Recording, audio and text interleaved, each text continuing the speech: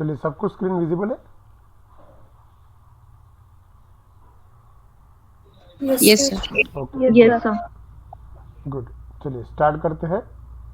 Last time जो हमने concept देखा था वो क्या देखा था? रेंज। मैंने आपको रेंज नाम का एक फंक्शन बताया था, राइट? एक फंक्शन है। क्या बताओगे इस फंक्शन के बारे में? अगर पूछा आपको कि what is range in Python, क्या बोलोगे आप? जस्ट एक रिवीजन कर रहे हैं अपन।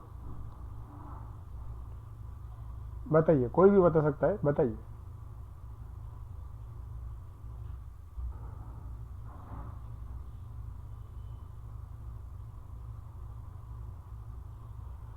It return a sequence of number.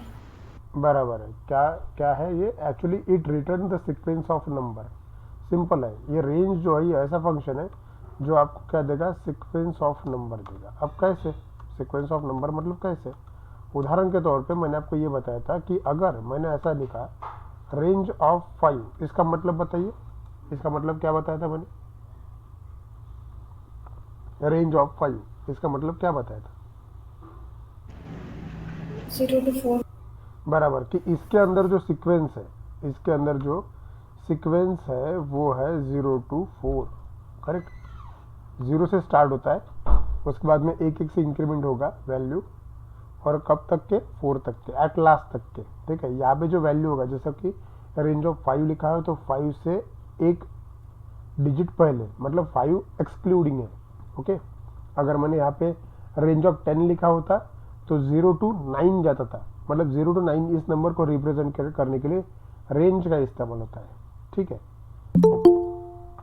अब रेंज का इस्तेमाल हम कहाँ कर सकते हैं, करना है हमें। देखिए, आज जो मुझे कंसेप्ट बताता है रेंज के बारे में, जो मैंने कल आपको बताया, आज जो मुझे कंसेप्ट बताना है यह है लूपिंग स्टेटमेंट्स। अब लूपिंग स्टेटमेंट क्या है ये सब लोगों को पता है। हम सभी ने सी लैंग्वेज में लूपिंग देखी हुई है, बराबर। क्या होते हैं लूप्स, कब इस्तेमाल होते हैं बताइए? कोई बता सकता है? लूप सुना सबने है? लूप के बारे में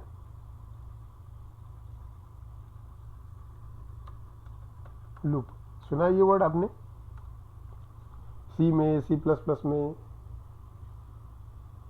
यस और नो?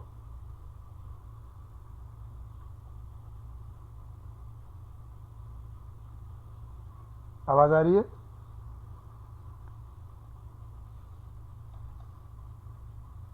ओके, ठीक यस। है। अगर एक लैंग्वेज में, मतलब एक भाषा में मैं बताऊँ सिंपल सिंपल, तो लूप मतलब रिपीटेशन। लूप मतलब होता है रिपीटेशन, बार बार बार बार किसी चीज को एग्जीक्यूट करना, मतलब लूप होता है। ये लूप जो है हमारे प्रोजेक्ट में सबसे ज़्यादा इंपॉर्टेंट पार्ट में से एक है। देखो, कुछ चीज़ें आपको बार बार आएगी, जैसे कि ईफ स्टेटमेंट हमने पढ़े, ईफ स्टेटमेंट बार बार आएगा। लूप स्टेटमेंट अभी पढ़ रहे हैं, ये भी बहुत इंपॉर्टेंट है क्योंकि हैवी हैवी लॉजिक्स जो है लूप की मदद से हम कर सकते हैं। बटन के क्लिक पे 1000 रिकॉर्ड इधर से उधर ट्रांसफर करना है तो ये करना मतलब लूप की मदद से हम कर सकते हैं। तो इसलिए हमको लूप आना चाहिए। तो आज का जो कंसेप्ट है हमारा वो लूपिंग स्टेटमेंट्स है, लूप पढ़ रहे हैं हम। तो लूपिंग स्टेटमेंट्स ये हमारा कंसेप्ट है। Okay okay. लूपिंग स्टेटमेंट में सबसे पहला जो लूप आता है वो होता है फॉर लूप। अब ये कुछ बेसिक चीजें हैं, ये आपने सुनी हुई है कई बार। फॉर लूप, फॉर लूप सुना हुआ है ही नहीं? फॉर लूप के बारे में सभी लोग पता जानते हो, सभी लोगों को ऑलमोस्ट पता है फॉर लूप। सी लैंग्वेज में इस्तेमाल किया फॉर लूप आप लोगों ने? Yes sir. बराबर। कैसा सिंटैक्स मालूम है फॉर लूप का? कैसा सिंटैक्स है? Yes sir. बता सकता है कोई? बताइए। फॉर लूप अगर कोई लिखूं मैं? हाँ, सर इन पैरेंथेसिस। इनिशियलाइजेशन। बराबर बराबर। आप सिंटैक्स अगर लिखना चाहे फॉर लूप का, वो भी सी लैंग्वेज में, तो हम ऐसा लिखते हैं for in bracket. I equals to 0। बराबर। अगर कुछ एग्जांपल लूँ मैं, आई इक्वल्स टू 0 ऐसा कुछ लिखते हैं ना अपन, semicolon I less than equals to less than 10, 5। है ना? I plus plus. Semicolon I plus plus ऐसा कुछ लिखते हैं अपन। ओके। और फिर इधर किधर तो भी opening bracket and closing bracket लगा देते हैं और उसके बीच में फिर हम हमारे स्टेटमेंट्स डाल देते हैं। ये सिंपल, एकदम सिंपल है ये। ठीक है, ऐसा कुछ करते हैं अपन। लेकिन ये जो लूप हो गया, ये लूप किसी नंबर को प्रिंट कर सकता है। अब ये जो अगर लूप एग्जीक्यूट हुआ, ये 0 से लेकर 10 तक के नंबर्स को प्रिंट कर देगा, ऐसा ये होगा लूप। ठीक है। अब यहाँ पे पाइथन में लूप बहुत आसान है। इसके अंदर तो भी बहुत सारा काम करना पड़ा। पाइथन का लूप, फॉर लूप तो बहुत ही ज़्यादा आसान है। देखो इसको समझ लेते हैं। मैं पेंट जो है ओपन करता हूँ। ओके, अब देखो इसको थोड़ा समझते हैं। इमेजिन कीजिए आपके पास में एक कलेक्शन है। कलेक्शन मतलब आपके पास में सीक्वेंस है बहुत सारे। मैं रेंज का एग्जांपल ले रहा हूँ, ठीक है। फॉर एग्जांपल हमने यहाँ पे लिखा रेंज, ठीक है। ये जो रेंज मैंने आपको बोला ना, रेंज ऑफ 5, वो कैसे स्टोर रहता है? ये रेंज ऑफ 5 जो है ना, ये स्टोर रहता है कुछ इस प्रकार से। इसके अंदर अलग अलग एलिमेंट्स होंगे, जैसे कि 0, उसके बाद में 1, उसके बाद में 2, उसके बाद में 3, उसके बाद में 4। ये इसके अंदर रेंज के अंदर एग्जाम मतलब डेटा है, ठीक है। अब मैं क्या चाहता हूँ कि अभी अगर मैं रेंज को प्रिंट करूँ तो रेंज डायरेक्ट 0 to 5 ऐसा ही प्रिंट होता है। मतलब ये 1 2 3 4 प्रिंट नहीं होता। उदाहरण के तौर पे देखिए, अगर मैंने ऐसा लिखा प्रिंट इन ब्रैकेट, हमने रेंज फंक्शन कल पढ़ा है। अगर मैंने ऐसा लिखा रेंज ऑफ 5, पाइथन में कुछ भी प्रिंट करने के लिए प्रिंट स्टेटमेंट होता है, और यहाँ पे %d %x वगैरह इसका कोई इस्तेमाल करने की जरूरत नहीं है, ठीक है। ओके, अब रेंज इन ब्रैकेट 5 ऐसा लिखा, और इसको सिर्फ एग्जीक्यूट करके देखते हैं। एग्जीक्यूट करने के लिए यहाँ पे देखो नीचे रन वाला ऑप्शन ही होता है। मैंने वहां पे क्लिक किया सपोज, देखिए आउटपुट क्या है? सिर्फ रेंज 0 एंड 5 मतलब उसका काउंट 0 से लेके कहाँ तक के जाने वाला है? 5 तक के जाने वाला है। लेकिन वो 5 प्रिंट नहीं करेगा, 4 ही प्रिंट करेगा। लेकिन मैं आउटपुट, हमने क्या पढ़ा हुआ है कि रेंज क्या है? सीक्वेंस ऑफ नंबर, बराबर है। लेकिन यहाँ पे तो कोई सीक्वेंस दिख ही नहीं रहा है। हमारा सीक्वेंस ऑफ नंबर क्या होना चाहिए था? 0 1 2 3 4 5 ऐसा होना चाहिए था ना। लेकिन यहाँ पे कोई सीक्वेंस दिख रहा है क्या आपको? नहीं दिख रहा है। क्यों? क्योंकि रेंज ऑफ 5 इंटरनली कुछ ऐसा रहता है।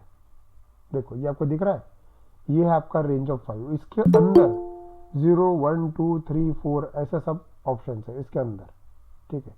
हम चाहते हैं कि इसके अंदर से अगर आपको प्रिंट करना है तो इसके अंदर से 1 by 1 बाहर निकालना पड़ेगा इसको सबको, ठीक है। अगर बाहर निकालना है तो इस्तेमाल करना पड़ेगा लूप का, ठीक है। इसलिए हम आज स्टडी कर रहे हैं फॉर लूप, ठीक है। अब पाइथन के अंदर जो फॉर लूप होता है वो मैक्सिमम टाइम इस्तेमाल होता है कलेक्शन का डेटा बाहर निकालने के लिए। अब आप बोलोगे कि ये कलेक्शन का डेटा क्या होता है? कलेक्शन का डेटा मतलब ये जो चीज आपको दिख रही है ना, ये जो चीज आपको दिख रही है, ये है कलेक्शन का डेटा, ओके। इसको बोलते कलेक्शन। मतलब एक ऐसी जगह जिसके अंदर काफी सारे एलिमेंट्स हैं, इनको कलेक्शंस बोलते हैं। और पाइथन में फॉर लूप या फिर मैक्सिमम लूपिंग स्ट्रक्चर जो है वो कलेक्शन को हैंडल करने के लिए होता है, करते हैं। कलेक्शन, जब भी मैं बोलूँ कलेक्शन मतलब ऐसी चीज जिसके अंदर काफी सारा डेटा है। कलेक्शन कुछ भी हो सकता है। कलेक्शन ये रेंज भी हो सकता है, कलेक्शन कोई सेंटेंस भी हो सकता है, कलेक्शन कोई फाइल भी हो सकती है जिसके अंदर हजारों और लाखों रिकॉर्ड्स है। कलेक्शन कुछ भी हो सकता है, ठीक है। अब इनको प्रोसेस करना है, मतलब क्या? इसके अंदर से मुझे 1 by 1 सभी बाहर निकालने हैं, ठीक है। 1 by 1 मुझे सब बाहर निकालने हैं। जैसे कि मैं सबसे पहले 1 को बाहर निकालूंगा, सॉरी 0 को बाहर निकालूंगा, फिर मैं 1 को बाहर निकालूंगा, फिर मैं 2 को बाहर निकालूंगा, ठीक है, फिर 3, फिर 4। अब ये करना है ना, ये करने के लिए हमको लूपिंग स्टेटमेंट की जरूरत होती है, ओके। तो लूपिंग स्टेटमेंट में सबसे ज्यादा कारगर जो लूप है वो है फॉर लूप। अब जरा इसका सिंटैक्स देखते हैं।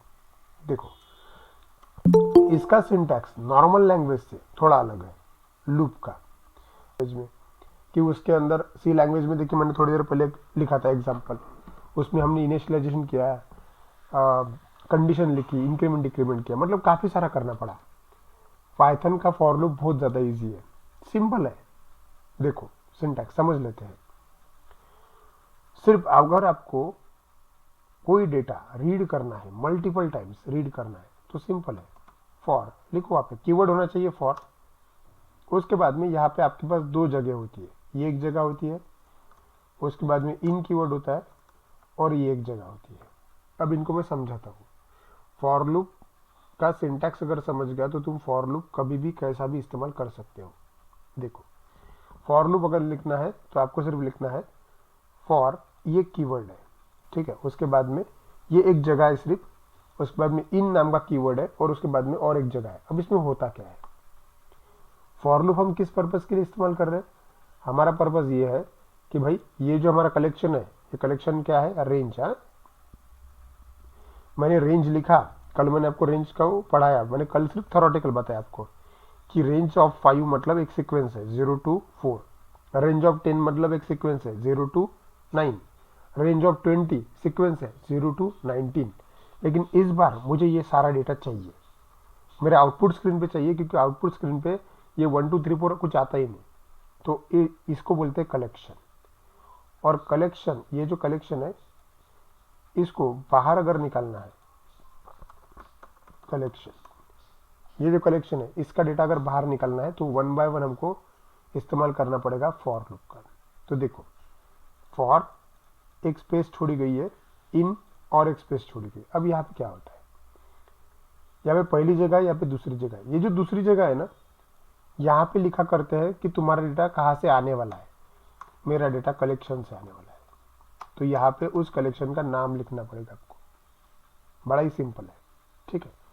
और इसके बाद में क्या है, अब यहाँ पे कलेक्शन का नाम लिखा, मतलब ये जो है ना रेंज ऑफ 5, ये है वो, ठीक है।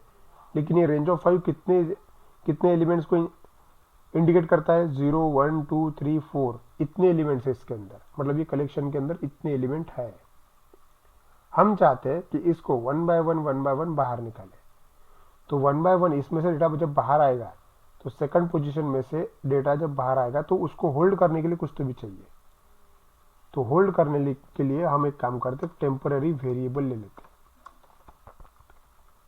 तो आपका सिंटैक्स कुछ इस तरह से होना चाहिए। देखो क्या क्या लिखा हुआ है, हमने लिखा हुआ है फॉर, ठीक है, variable name, in and collection में। इसका मतलब समझ लेते हैं क्या होने वाला है। जब भी ये लूप काम करेगा तब कलेक्शन में से 1 by 1 एलिमेंट निकल के काय में आने वाले हैं, इस वेरिएबल में आने वाले हैं। तुम इस वेरिएबल को अगर प्रिंट करोगे तो उस कलेक्शन में का पहला एलिमेंट प्रिंट हो जाएगा, ठीक है। अच्छा, ये खत्म नहीं हुआ सिंटैक्स। ये होने के बाद यहाँ पे कोलन देना पड़ता है। कोलन इसलिए क्योंकि देखो, सी लैंग्वेज में जो है तुम डायरेक्टली ऐसा लिख सकते हो, for opening bracket and closing bracket, ऐसा लिख सकते हो। लेकिन पाइथन में opening bracket and closing bracket नहीं होता, ओके। ये इंडिकेट होता है कोलन से। कोलन लगाया, एंटर किया मतलब वहाँ पे ये इंडिकेट होता है कि यहाँ पे ओपनिंग ब्रैकेट है। और एंटर करने के बाद यहाँ पे तुम्हारे स्टेटमेंट्स रहते हैं। ये स्टेटमेंट कुछ भी रह सकते हैं, ठीक है, जो आपकी मर्जी चाहे वो।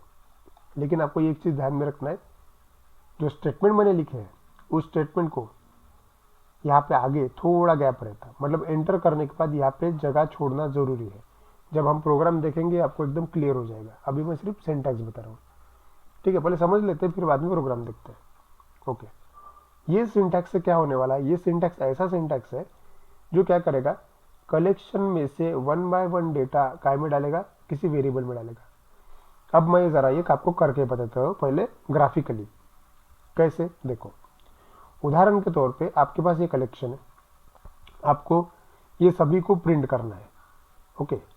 इन सभी को प्रिंट करने के लिए आपको 1 by 1 इनको बाहर निकालना पड़ेगा, ठीक है।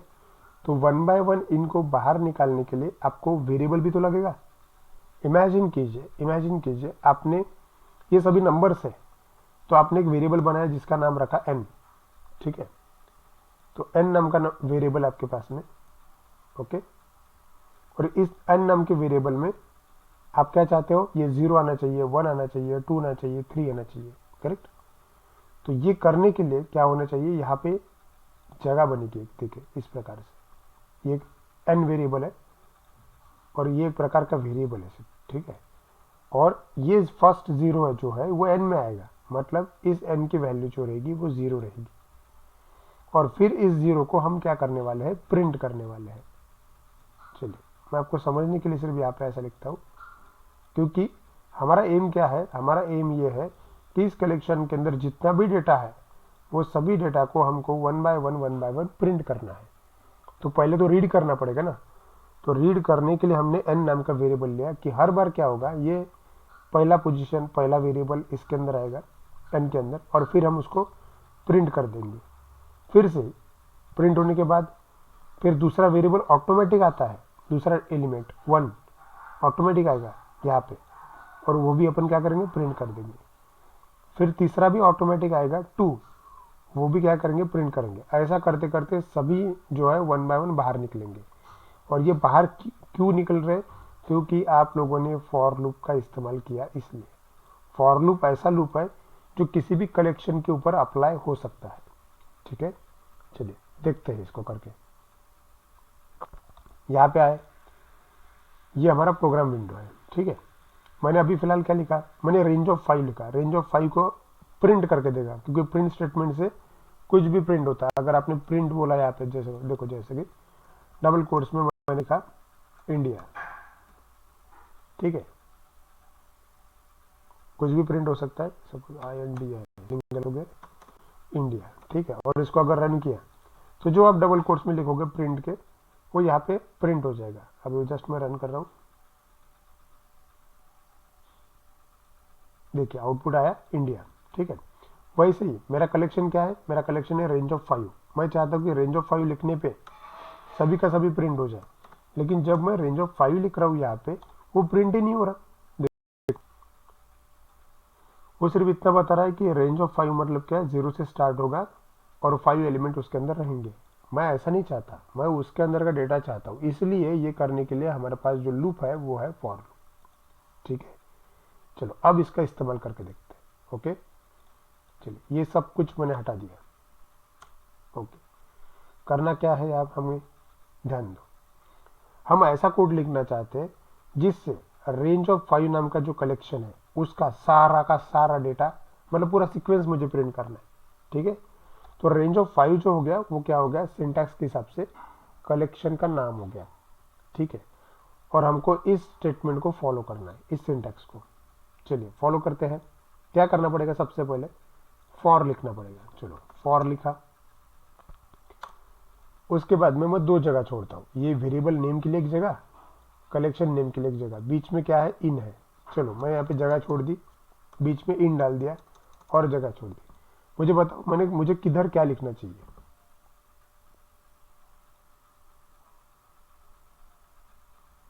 पहले कलेक्शन का नाम लिखते हैं, क्या लिखना चाहिए, मैंने इनके बाद में कलेक्शन का नाम लिखना चाहिए। क्या लिखना चाहिए बताइए, कलेक्शन का नाम क्या है अपने, ये डायग्राम रेंज बराबर। ये जो है ना, ये लिखा ना मैंने, ये जो है इतना बड़ा, ये क्या है, ये कलेक्शन है। ओके, और इसका नाम क्या है, रेंज ऑफ 5। ठीक है, तो मैं यहाँ पे लिखता हूँ रेंज। सिर्फ रेंज लिख के फायदा नहीं हुआ, क्योंकि बताना पड़ेगा ना कितना, मतलब एलिमेंट कितने चाहिए, मुझे 5 एलिमेंट चाहिए। तो रेंज ऑफ 5 मतलब 0 to 4 हो गया, सिंपल बात। तो ये हो गया कलेक्शन। ओके, अब आगे सिंटैक्स को फॉलो कर रहा हूँ मैं। इस कलेक्शन में से क्या होगा, 1 बाय 1 अपने आप बिना कंडीशन दिए, अपने आप बिना कंडीशन दिए एक एक एलिमेंट बाहर निकलते जाएगा।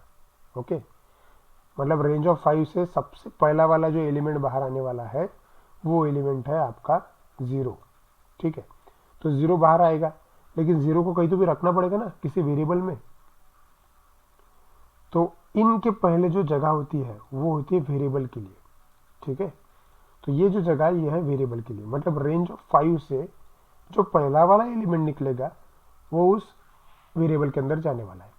तो मुझे बताइए यहाँ पे कैसे लेंगे हम, वेरिएबल का नाम लिखना है, कोई भी वेरिएबल चलेगा। क्या लिखूं बताइए, नंबर। बराबर। चलिए नंबर ले लेते हैं, नंबर इंडिकेट कर रहा हूँ इसलिए मैं एक नम ले लेता हूँ, या फिर एन ले लेता हूँ, क्योंकि हमने एग्जाम्पल में एन देखा है। ठीक है, तो एन क्या हो गया, अपना वेरिएबल हो गया। अब वेरिएबल मतलब क्या है, A to Z कुछ भी मतलब वेरिएबल है।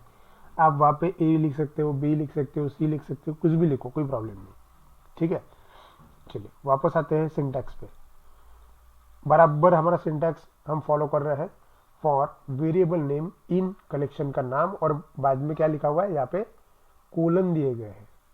तो कोलन मतलब यहाँ पे कोलन है। ठीक है, अब जस्ट मैं इंटर लगाता हूँ, इंटर। जैसे ही मैंने इंटर लगाया, देखो वहाँ पे अपने आप जो स्पेस है वो छूट गई है।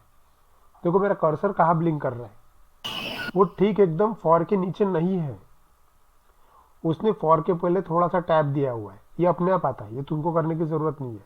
हाँ अगर नहीं आया तो फिर तुमको स्पेस देना जरूरी है, या फिर पीछे लेके एंटर लगा देना, तो बराबर वो टैप छूट जाता। इसका मतलब ये है, यहाँ पे जो स्पेस छूटा है ना, इसका इनडायरेक्टली मतलब ये है कि जो चीज़ तुम लिखने वाले हो वो इसके अंदर है, ऐसा होने वाला है वो। ओके ठीक है, एंटर। अब एंटर तो किया, मतलब अभी ये जो लिखा आप लोगों ने, इसके वजह से क्या होगा, इसके वजह से रेंज ऑफ 5 में से एक एक एलिमेंट जो है वो n में आने वाला है। तो जब ये शुरू होगा, शुरू कहाँ से होगा, n के अंदर जो एलिमेंट, रेंज ऑफ 5 के अंदर जो एलिमेंट है वो कौन कौन से है, वो ये वाले एलिमेंट है। देखिए कौन से एलिमेंट है वो, ये वाले 0 1 2 3 4 5, सॉरी 3 4। तो सबसे पहला वाला एलिमेंट बाहर निकलेगा वो है 0, ठीक है। तो 0 बाहर निकल के किसके अंदर जाने वाला है, n के अंदर जाने वाला है। तो n को बस मैं प्रिंट करना चाहता हूँ, क्योंकि मुझे प्रिंट करके देखना है ना। ओके चलिए, तो मैं यहाँ पे लिखता हूँ प्रिंट, एंटर किया, मैंने प्रिंट लिखा, और ब्रैकेट में किसको प्रिंट करना है, मुझे सिर्फ n को प्रिंट करना है, n को, क्योंकि n के अंदर मेरी वैल्यू है। तो मैं क्या करूँगा, सिर्फ वहाँ पे टाइप करूँगा n, सेव कर दिया, बस हो गया। फॉर लूप ऐसा स्टेटमेंट है, अब ये देखो ये फॉर लूप काम कैसे करता है ये बताता हूँ मैं। फॉर लूप ऐसा स्टेटमेंट है पाइथन में जो कि कलेक्शन को पूरा का पूरा रीड कर सकता है। कलेक्शन को पूरा का पूरा रीड करेगा मतलब वो 0 को भी निकालेगा पहले, उसके बाद में 1 को भी निकालेगा, उसके बाद में 2 को निकालेगा, 3 को निकालेगा और 4 को निकालेगा, और फिर रुक जाएगा अपने आप। नॉर्मल लैंग्वेज में क्या होता है, मतलब सी लैंग्वेज में या फिर C++ में, नॉर्मल लैंग्वेज में इसको रोकने के लिए कंडीशन देना पड़ता है, लेकिन पाइथन के फॉर लूप में ऐसी कंडीशन देने की जरूरत नहीं होती। ओके चलिए, अब मैं इसको एग्जीक्यूट करके दिखाता हूँ कि ये काम कैसे करेगा। ठीक है, देखो यहाँ पे लिखा हुआ है क्या, for n in range of 5। अब इसका मैं फिर से रिप्रेजेंटेशन आपको बताता हूँ। ठीक है, देखो रेंज ऑफ 5 मतलब रियलिटी में कलेक्शन कुछ ऐसा रहेगा अपना। ठीक है, ये आपका क्या है, कलेक्शन है, कलेक्शन। ठीक है, अब आपको किस चीज की जरूरत है, अब क्या होगा अपना, ये जब एग्जीक्यूट हो गया ना, for n in range of 5, ऐसा एग्जीक्यूट होते से ही इसके अंदर का पहला वाला जो एलिमेंट है, पहला वाला एलिमेंट कौन सा है, 0, 0 इसमें से बाहर निकल जाएगा। ठीक है, अब 0 बाहर निकल जाएगा मतलब क्या होने वाला है, देखो ये इसमें से बाहर निकल के क्या होगा, एक वेरिएबल के अंदर आने वाला है। कौन सा वेरिएबल है वो, n वेरिएबल है। तो एक काम करते हैं, n नाम का वेरिएबल यहाँ पे बना लेते हैं, यहाँ पे n वेरिएबल है। ठीक है, सिर्फ समझने के लिए आपको, n नाम का एक वेरिएबल है, इस वेरिएबल में ये उसका मेमोरी लोकेशन जगह है उसकी। तो ये जो 0 है, ये 0 किसके अंदर जाने वाला है, इस n नाम के वेरिएबल के अंदर जाने वाला है। ठीक है, फिर हमने क्या किया, फिर हमने नीचे दिया गया है प्रिंट n। प्रिंट n मतलब इसके अंदर जो लिखा हुआ है, मतलब n के अंदर जो निकाला लिया हुआ है, लिखा हुआ है, वो प्रिंट हो जाए, मतलब हमको आउटपुट की जरूरत है। ठीक है, तो आउटपुट ये है अपना, मतलब प्रिंट नाम का फंक्शन कॉल होने वाला है, और प्रिंट क्या होने वाला है हमारा, 0। मतलब ये जो n है, n के अंदर का सभी डेटा जो है वो इसके अंदर उतर गया। ये जो सीक्वेंस है, ये पूरा साइकिल अभी चलते रहेगा। पहला वाला एलिमेंट निकलेगा, n में जाएगा, और n के अंदर जो कुछ भी है वो प्रिंट हो जाएगा। फिर क्या होगा, फिर दूसरा वाला एलिमेंट निकलेगा, n में जाएगा, n के अंदर जो कुछ भी है वो प्रिंट हो जाएगा, मतलब यहाँ पे 1 आ जाएगा। फिर से 2 निकलेगा, फिर से 3 निकलेगा, फिर से 4 निकलेगा, और जब 4 निकल जाएगा तब ये रुक जाएगा ऑटोमेटिक। इसको रोकने के लिए कंडीशन की जरूरत नहीं है। तो ये जो कलेक्शन है, इसको ट्रैवर्स करने के लिए हमने फॉर का इस्तेमाल किया। अब इसको जरा एग्जीक्यूट करके देखते हैं। मैंने आपको बताया सिर्फ ये एग्जीक्यूट कैसे होगा, इसने ऐसा आउटपुट देना चाहिए, 0 1 2 3 4। देखते देता है क्या। चलिए प्रोग्राम में वापस आए और रन किया।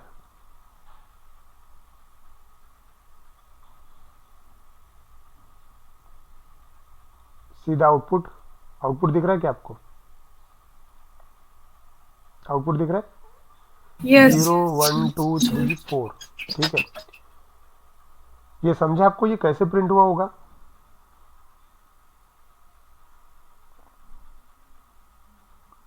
हमने सिर्फ क्या किया, वन बाय वन डेटा बाहर निकाला और उसको प्रिंट कर दिया, ठीक है। अब ये एक ही फॉर लूप का इस्तेमाल करके मैं इसके बाद सभी के सभी प्रोग्राम कर सकता हूँ, ठीक है। उदाहरण के तौर पे अगर मैं बताऊँ आपको अभी, अब देखो ये फॉर लूप ऐसा हो गया जो कितने टाइम्स एग्जीक्यूट हो सकता है, 5 टाइम्स एग्जीक्यूट हो सकता है। देखो यहाँ पे 0 to 4 किया है ना, मतलब कितने बार एग्जीक्यूट हुआ होगा ये प्रिंट का स्टेटमेंट? 0 to 4 मतलब 5 टाइम्स एग्जीक्यूट हुआ। मतलब आपको किसी भी चीज को 5 टाइम्स अगर एग्जीक्यूट करना है तो आपको सिंपली इस लाइन का इस्तेमाल करना पड़ेगा। अब उदाहरण के तौर पे अगर मैंने आपको ये बोला कि मुझे क्या करना है, अभी अगर मैंने यहाँ पे प्रिंट एन जो है ना, एन को निकाल दिया, सपोज मुझे नहीं प्रिंट करना है एन, देखो एन निकाल दिया, और मैंने ये बोला कि मुझे इंडिया 5 टाइम्स प्रिंट करना है, तो क्या कर सकते हैं अपन? इंडिया 5 टाइम्स प्रिंट करना है। तो आपको ये तो समझ में आया कि भाई ये जो प्रिंट स्टेटमेंट For है, India. हाँ ये 5 टाइम्स होने वाला है एग्जीक्यूट। तो हम डबल कोट्स में अगर यहाँ पे इंडिया लिखे तो देखो, डबल कोट्स में सिर्फ मैंने इंडिया लिखा और इसको मैं रन करके देखता हूँ, सी द चेंज। क्या हुआ यहाँ पे? इंडिया मैंने एक ही बार लिखा वहाँ पे, लेकिन फॉर लूप में होने के कारण ये लूप जो है ये 5 टाइम्स घूमते रहता है, ये चलते रहता। ओके, तो ये चलते रहा, उसने क्या किया, हर टाइम उसने इंडिया प्रिंट करती रहा। अब आप बोलोगे कि सर हमने रेंज ऑफ 5 इस्तेमाल किया, उसके अंदर से वेरिएबल एन में डालना, तो उसका क्या, उसका कोई फर्क नहीं करता। ये ऑप्शनल चीज है कि तुम एन को मतलब वेरिएबल को इस्तेमाल करते प्रिंट में करते हो या नहीं, ये ऑप्शनल चीज है तुम्हारे लिए, तुम इसको कैसा भी इस्तेमाल कर सकते हो। अगर मैंने बोला कि मुझे क्या करना है, इंडिया 20 टाइम्स प्रिंट करना है, तो मुझे बताओ कहाँ चेंज करना पड़ेगा? Range. बराबर, कहाँ चेंज करना पड़ा? मुझे रेंज में चेंज करना पड़ेगा। Range. एग्जैक्टली क्योंकि ये रेंज ऑफ 5 है, इसलिए ये लूप 5 टाइम्स से एग्जीक्यूट हो रहा है। अगर मैंने बोला कि मुझे 20 टाइम्स प्रिंट करना है, तो सिंपल है, आपको चेंज करना पड़ेगा रेंज में, तब ये अपने आप 20 टाइम्स प्रिंट होगा। देखिए रन किया मैंने, सी द चेंज, 1 2 3 4 5 6 7 8 9 10, ठीक है, 11 12 13 14 15 16 17 18 19 19 और ये 20, बराबर उसने 20 टाइम्स प्रिंट किया। समझा क्या ये कैसे कर रहे हैं अपन? ये लूप और सी लैंग्वेज का लूप, उसमें थोड़ा फर्क है, ठीक है। ये लूप डेटा को मतलब कलेक्शन को हैंडल करने के लिए इस्तेमाल होता है। आपको समझा कि ये लूप का इस्तेमाल कैसे किया? Yes sir.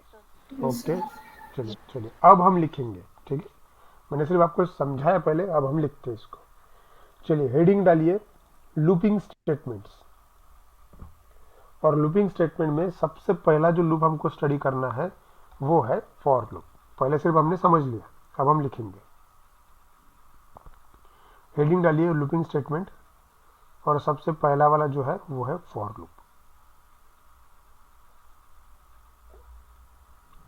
Okay,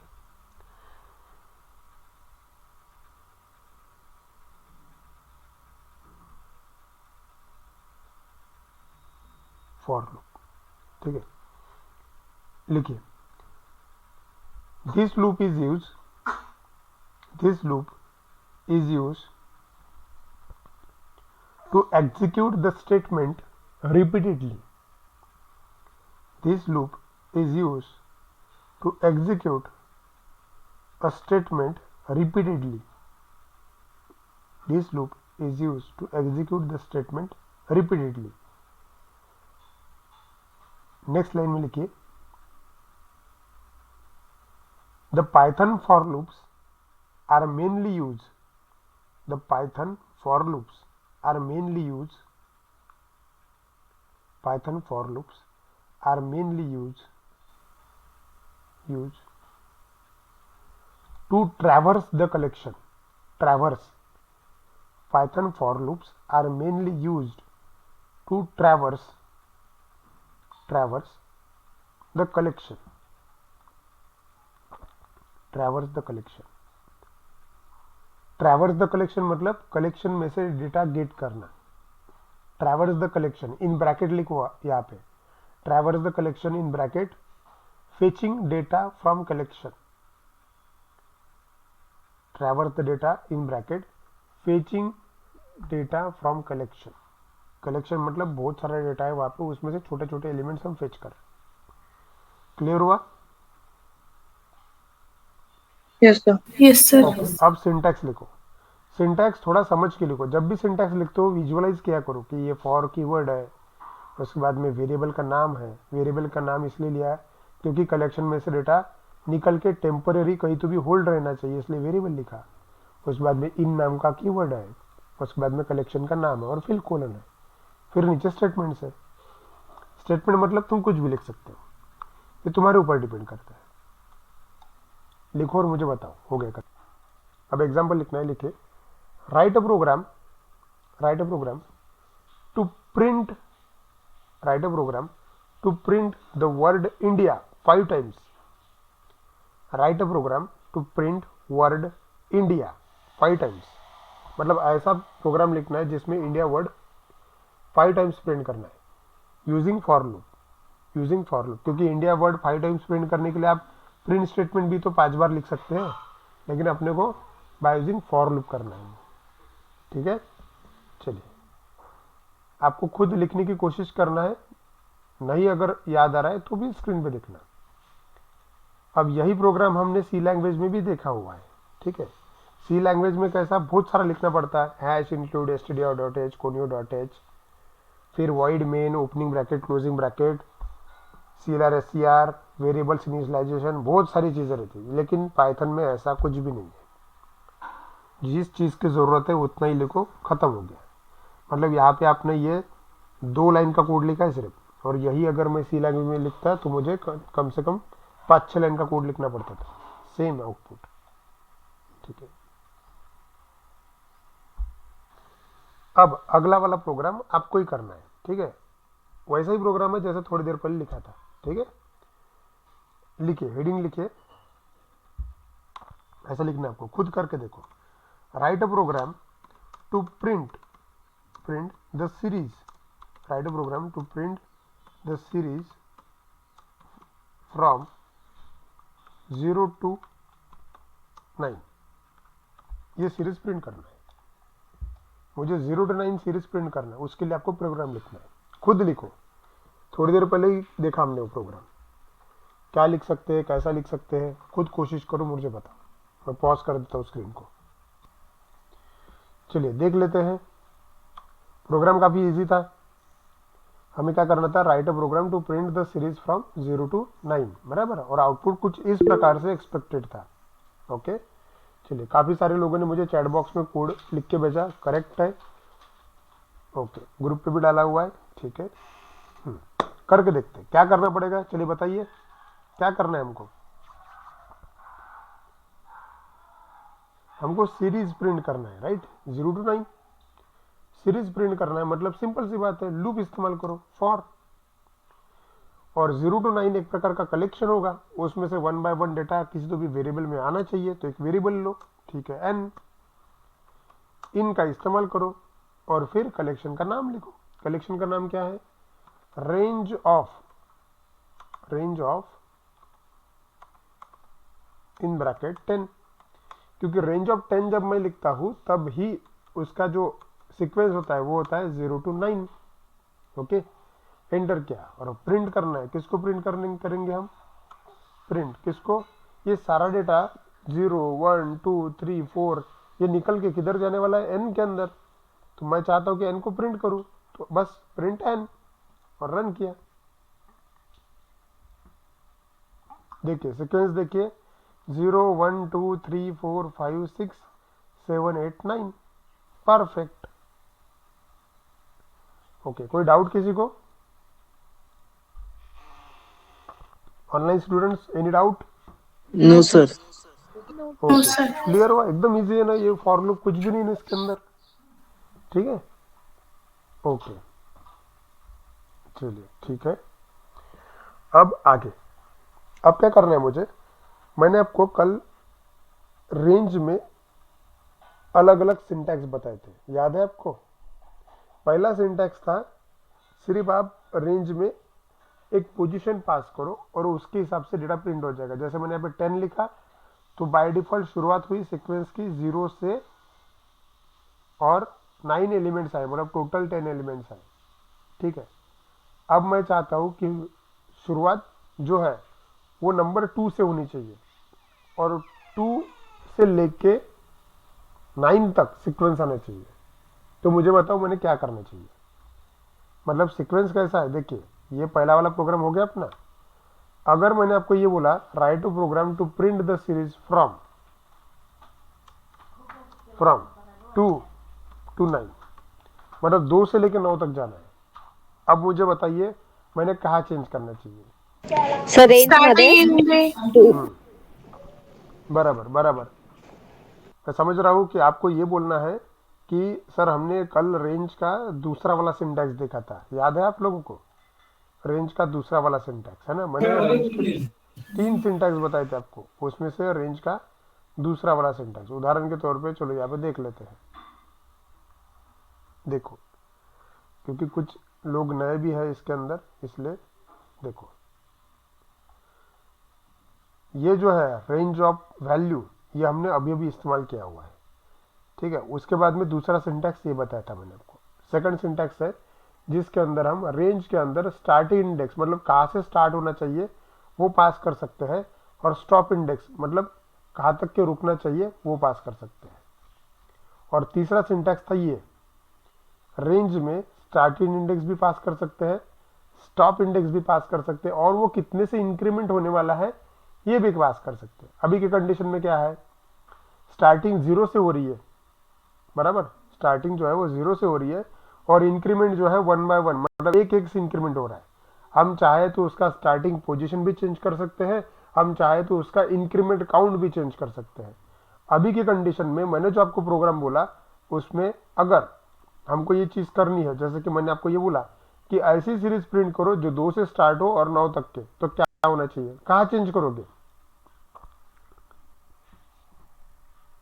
range 10 sir 2,10 2,10. बराबर, करेक्ट है। आप ये बोलोगे कि सर रेंज ऑफ 10 जो है उसके जगह पे एक काम करो, आप 2 से शुरुआत करो, तो 2 लिखो वहां पे, बराबर, और फिर आप उसके बाद में कॉमा दो और कहाँ पे रुकना है, 10 पे रुकना है। ठीक है, बस एक जगह पे चेंज किया मैंने। अब रन करते थे इसको, देखिए क्या हुआ, 2 से गाड़ी स्टार्ट हुई अपनी, एक एक से इंक्रीमेंट हुआ, 2 3 4 5 6 7 8 एंड 9। समझा? ये समझा कि अपन ने कैसे किया? yes, हम sir. चाहे उस Yes, sir. पोजीशन पे से भी स्टार्ट कर सकते हैं, ये चीज आपको ध्यान में रहनी चाहिए। ठीक है,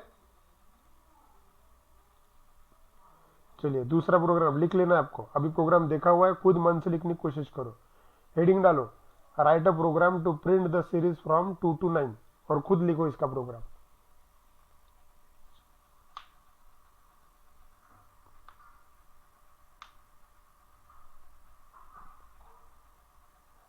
मैं पॉज कर देता हूँ। ठीक है, चलो सबने लिख लिया, ओके। अब मैं यहाँ पे थोड़ा सा चेंज करता हूँ, मुझे आपको अपने सिर्फ आउटपुट बताना है। देखो फॉर एन इन रेंज 2 मतलब 2 से स्टार्ट होगा, कहाँ तक के जाएगा, 10 तक के जाएगा, यहाँ पे मैंने कॉमा दिया 2। ठीक है, तो अब मुझे बताओ आउटपुट क्या आने वाला है। 2 का डिफरेंस। बराबर, क्या होगा, सीरीज स्टार्ट होगी 2 से और बढ़ेगी कितने, 2 से ही बढ़ेगी। अभी बाय डिफॉल्ट सीरीज जो है वो कितने से बढ़ रही, 1 by 1 मतलब एक एक से बढ़ रही है। और हमारी सीरीज आपने क्या किया, यहाँ पे 2 कॉमा करके 2 पास किया, इसका मतलब आपने इंक्रीमेंट काउंट पास किया। ये इसका तीसरा वाला सिंटैक्स था जो मैंने कल पढ़ाया था आपको। ठीक है, चलिए देखते हैं आउटपुट। रन किया, फर्क देखिए क्या हुआ, यहाँ पे 2 से स्टार्ट हुआ और 2 से इंक्रीमेंट होने के बाद 4, फिर 6 और फिर 8 से प्लस 10 नहीं गया, क्योंकि मैंने आपको ये बताया था कि जो भी आपकी लास्ट मतलब स्टॉप इंडेक्स होता है उसके पहले ही वो रुक जाता है, उसके ऊपर नहीं जाता। ठीक है, ये समझा क्या आपको स्टेटमेंट? Yes, sir. ओके, चलो ये प्रोग्राम भी लिखना है क्योंकि ये तीनों ही प्रोग्राम बहुत काम के थे। चलो इसको कैसे लिखोगे, ऐसा, हाँ ध्यान दो। Write a program to print the series from 2 to 9 and increment series by 2। ये आपका तीसरा प्रोग्राम। हर प्रोग्राम में स्टेटमेंट लिखा करो, सिर्फ प्रोग्राम लिख के फायदा नहीं, क्योंकि आज तुम फ्रेश उस चीज को पढ़ रहे हो, इसलिए तुम्हारे वो दिमाग में है कि भाई ये प्रोग्राम ये आउटपुट देता। लेकिन 4-5 महीने बाद ऐसा ही रहेगा, या फिर 1 साल बाद अगर बुक खोलोगे तो ऐसा ही रहेगा, ये जरूरी नहीं है। इसलिए हर प्रोग्राम को हेडिंग देने की कोशिश किया करो। कभी कभी मैं भूल जाता हूँ हेडिंग देने का, तो तुम खुद अपनी मर्जी से हेडिंग दिया करो। हेडिंग इंपॉर्टेंट है।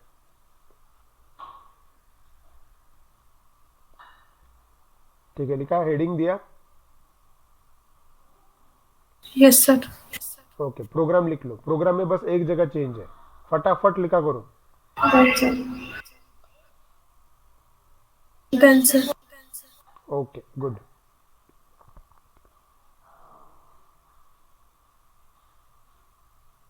चलिए, हो गया सबका? Yes, sir. गुड। अब मैं इस फॉर लूप की बड़ी अजीब बात आपको बताता हूं। देखो, हमने डायग्राम में क्या पढ़ा हुआ है कि ये जो है मतलब ये फॉर लूप कहाँ इस्तेमाल होता है, जहां पे कलेक्शन हो। बराबर, देखो यहाँ पे कलेक्शन है ना, जहां पे कलेक्शन हो। लेकिन कलेक्शन सिर्फ नंबर का ही हो सकता है क्या? जरूरी थोड़ी है कलेक्शन सिर्फ नंबर का ही रहे, ये जरूरी नहीं है। कलेक्शन नाम का भी हो सकता है, कलेक्शन किसी स्ट्रिंग टाइप के डेटा का भी तो हो सकता है। सही है? तो ये फॉर लूप ना थोड़ा फ्लेक्सिबल है। देखो मैं चेंज करता हूं यहाँ पे और उसका फर्क देखते हैं। ये जो रेंज है ये है कलेक्शन की जगह। कलेक्शन कुछ भी हो सकता है, कलेक्शन सीक्वेंस ऑफ नंबर हो सकता है, कलेक्शन सीक्वेंस ऑफ कैरेक्टर हो सकता है, कलेक्शन एक बड़ा सा सेंटेंस हो सकता है, कुछ भी हो सकता है। तो एक काम करता हूं, मैंने यहाँ पे डबल कोट्स में अगर ऐसा डाला तो RAM, राम। मैंने एक नाम डाला वहां पे, सपोज राम। ओके, अब देखो अभी की कंडीशन में ये है कि डबल कोट्स में राम जो है वो एक प्रकार का कलेक्शन है। It is a collection of characters. इसके अंदर कौन कौन से कैरेक्टर्स है? RAM। ठीक है, और अब अगर मैंने इसको एग्जीक्यूट किया, आपको क्या लगता है क्या आउटपुट आने वाला है? सिर्फ सोचिए क्या आउटपुट आ सकता है, राम। बताइए। राम सर, राम। बराबर, राम आने वाला है, लेकिन कैसे? RAM। एग्जैक्टली मैंने आपको ये बोला हुआ है कि ये कलेक्शन है। कलेक्शन है इसका मतलब क्या है कि आपने जो लिखा हुआ है, ठीक है, तो इसके अंदर कैसा है, इसके अंदर कुछ इस प्रकार से होगा। देखो ये अगर कलेक्शन है ना, तो R inter A inter M ऐसा ये स्टोर्ड है। ठीक है, तो अगर इसको इसमें से बाहर निकालना है, 1 by 1 अगर बाहर आएगा तो कैसा आएगा? सबसे पहले R, उसके बाद में A, इसके बाद में M। चलिए इस्तेमाल करके देखते हैं। रन करता हूं मैं से, आउटपुट देखिए RAM। समझ में आया कैसे काम किया इसने? Yes, sir. Yes, sir. आपको ये चीज ध्यान में रखनी है। देखो यस सर। ये जो अभी जो मैंने लिया ये एक इंटरव्यू क्वेश्चन है छोटा सा। ओके, टेक्निकल राउंड्स रहते कंपनी में, टेक्निकल इंटरव्यूज, क्या बोलते, टेक्निकल एप्टी बोलती है उसको। 2 प्रकार की एप्टी होती है, मैथमेटिकल एप्टी होती है और टेक्निकल एप्टी होती है। तो टेक्निकल एप्टी में कुछ इस प्रकार के सवाल रहते हैं। नॉर्मली मैक्सिमम लोगों को 10 में से 8 लोगों को मालूम रहता है कि फॉर लूप के अंदर रेंज नाम का फंक्शन है जो कलेक्शन जैसे काम करता है वगैरह वगैरह, ये तो सबको ही मालूम है। लेकिन अभी जो किया मैंने, ये जो चीज है ये कुछ अलग है। हमने जो सिंटैक्स लिखा हुआ है उसमें तो हमने कलेक्शन लिखा हुआ है, collection is a range, right. लेकिन डबल कोट्स के अंदर अगर कुछ भी डाला तो वो भी कलेक्शन ही होता है। इसलिए मैं आपको यही चीज समझा रहा हूं कि कलेक्शन कोई सीक्वेंस ऑफ नंबर भी हो सकता है, कोई सीक्वेंस ऑफ कैरेक्टर भी हो सकता है, कोई बड़ा सा स्ट्रिंग भी हो सकता है और कुछ भी हो सकता है, कोई फाइल भी हो सकता है। ठीक है, तो आपके दिमाग में ये बात सेव रहनी चाहिए। आपको ये क्लियर हुआ, ये पॉइंट जो मैंने लिया अभी? Yes, sir. गुड। इस एग्जाम्पल को लिखना है अभी। ऐसा लिखो। एक मिनट मैं हेडिंग लिखता हूँ इसका। आपको ऐसा लिखना है, write a program to print the characters of string. ये छोटा सा प्रोग्राम है कि आपको सभी के सभी मतलब एक किसी कोई स्ट्रिंग के अगर कैरेक्टर्स 1 बाय 1 प्रिंट करने को लगा है तो आपको प्रिंट करते आना चाहिए, और सिर्फ 2 लाइन का कोड है।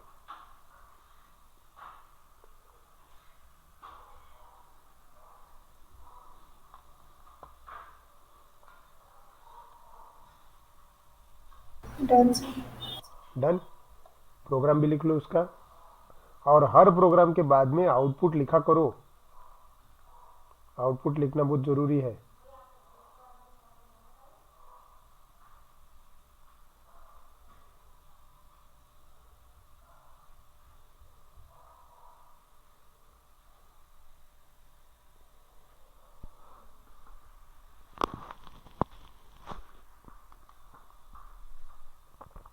अच्छा मुझे बताओ, आज जो मैंने स्टेटमेंट्स लिए, ये फॉर लूप समझा आपको?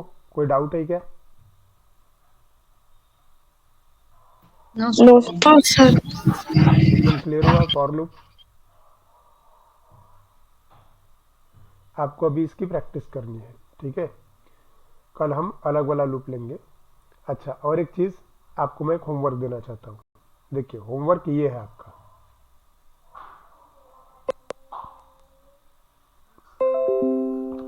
ध्यान दो मुझे कैसा आउटपुट चाहिए। आउटपुट कुछ इस प्रकार से है।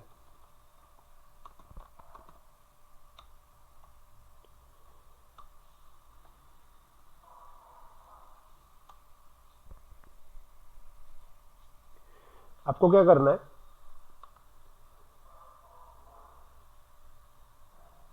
रन करते बराबर 0 to 9 जो सीरीज है उस सीरीज में आपको स्क्वायर प्रिंट कर देना है, ठीक है? मतलब ऐसा करना है, देखो, write a program to print the square of series 0 to 9। अब इसका मतलब क्या हुआ? मतलब ये आउटपुट कैसा आएगा? 0 का स्क्वायर 0 ही होगा, बराबर। 1 का स्क्वायर 1 ही आएगा, 2 का स्क्वायर 4 आएगा, बराबर। फिर 3 रहता है, 3 का स्क्वायर 9 9 आएगा, बराबर। फिर 4 का स्क्वायर आएगा, फिर ऐसा बढ़ते जाएगा, ठीक है? ऐसा बढ़ते 9 का स्क्वायर।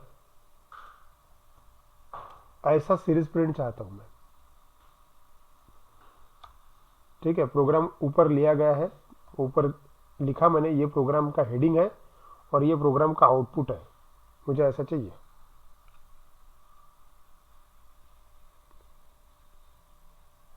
ओके, नोट डाउन कर लो, बताओ मुझे नोट डाउन करके हुआ करके।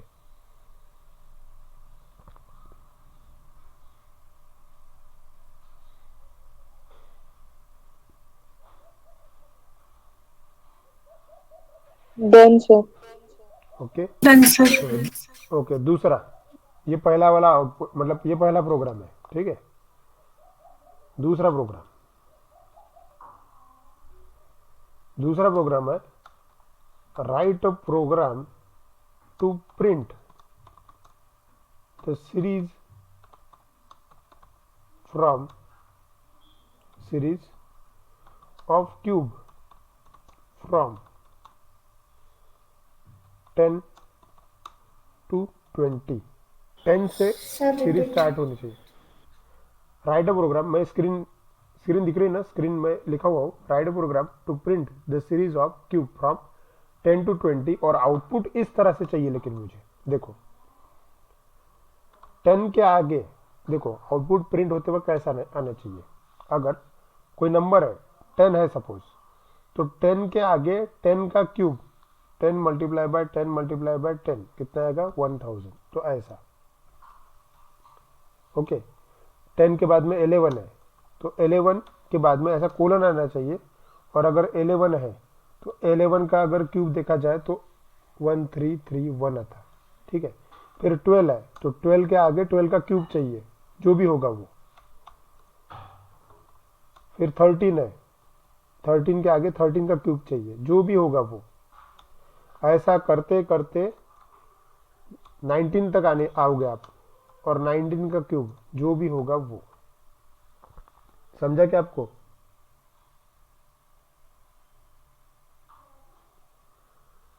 Yes, sir. ठीक है, नोट डाउन कर लो। Thank you, sir. ओके, चलिए, thank you, thanks for today.